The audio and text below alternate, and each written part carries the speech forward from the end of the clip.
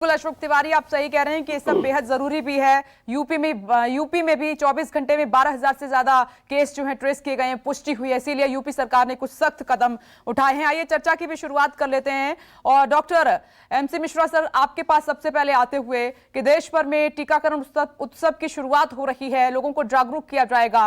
आपको क्या लग रहा है कि ये एक कारगर कदम होगा कोरोना को रोकने के लिए, उसकी रोकथाम के लिए? लोग जागरूक होंगे तो?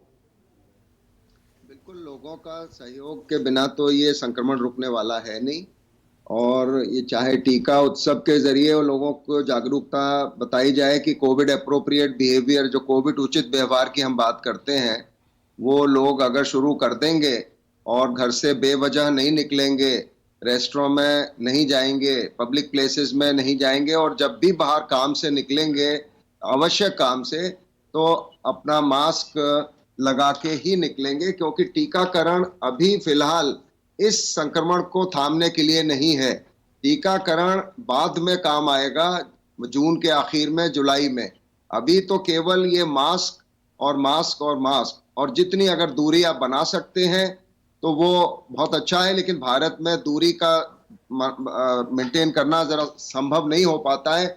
और मेट्रो में जैसे इन्होंने कहा है कि वो आधे ऑक्यूपेंसी पे चलाएंगे, तो ये कैसे इंश्योर होगा कि मेट्रो आधी ऑक्यूपेंसी पे चल रही है, अंदर जाके लोग नहीं बैठ रहे हैं उसमें? ये बहुत संभव नहीं होता है। और बसों में भी इसी प्रकार से कहना तो आसान होता है ये, लेकिन ये इम्प्लीमेंटेशन इसका नहीं हो पाता है। जो आप कह रहे हैं आधी बसें आधी मेट्रो, ये कौन इंश्योर करेगा? आधी मेट्रो आधी अंदर जो चला गया टिकट लेके वो तो बैठ ही जाएगा।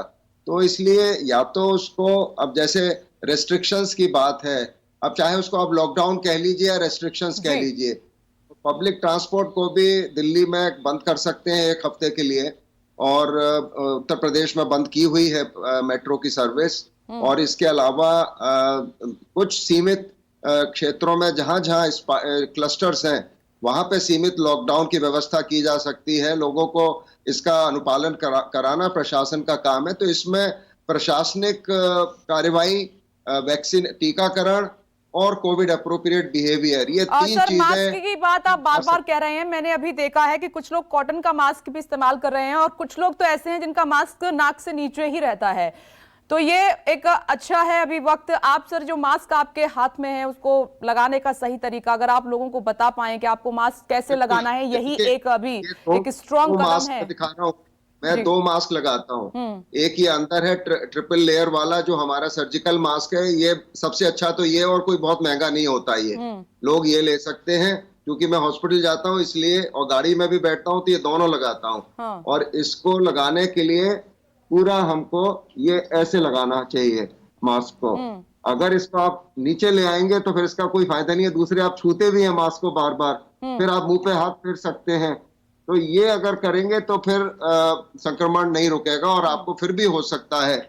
इसलिए मास्क लगाने का दूसरा फायदा ये है कि बार बार आपका जो हाथ है, क्योंकि आप पब्लिक ट्रांसपोर्ट में जा रहे हैं, लिफ्ट में जा रहे हैं, कहीं पे भी इतनी चीजों को हम टच करते हैं, पता नहीं कहाँ पे वायरस है, क्या है।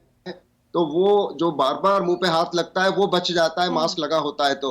और मास्क लगा ही रहना चाहिए, और घर पे आके ही उसको हाथ धो के उतार के फिर धूप में रख दें उसको, और उसको सैनिटाइज होने दें, और फिर हाथ धो के अपना जो भी भोजन करना है सब कपड़े बदल के फिर करें।